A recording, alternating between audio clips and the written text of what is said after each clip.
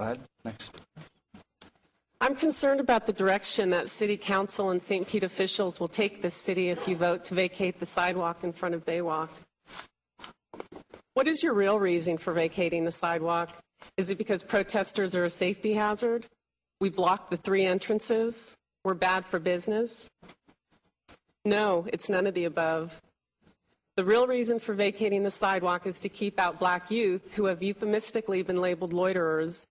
Saying protesters are to blame for the demise of Baywalk is apparently more politically correct than saying black youth scare white people away from the mall.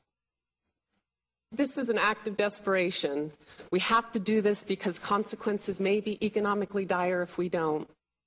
Well, this doesn't outweigh the certainty that you will be discriminating and taking away people's civil rights if you do vacate the sidewalk. Let's face reality. Over 400 of the largest malls in the U.S. have gone bankrupt. At least none of them have blamed protesters. The unemployment rate in Tampa Bay has tripled in the last 6 years. I don't think that's protesters' fault either.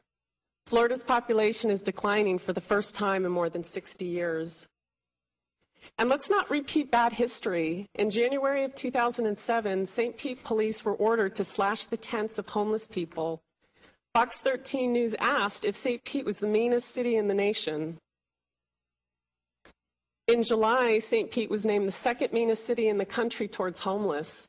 Does St. Pete really want to be known as the city that criminalizes the homeless, protesters, and black youth? Mark Wynn, Chief Assistant City Attorney, told people in July, three of whom who are here, that he didn't go to Baywalk because he didn't like to be hanging with the bros and because he didn't want to be around people who were jiving. How could we believe that the city's proposal to vacate the sidewalk is not racially motivated? How good for the city's image will it be if black kids and demonstrators are arrested for being on a sidewalk? How good for that is tourism? You personally may not be affected by the legal ramifications, but the city you represent will. Don't discriminate against my neighbors in St. Pete because they are young and black. And don't discriminate against me because I peacefully participate in my country's political affairs.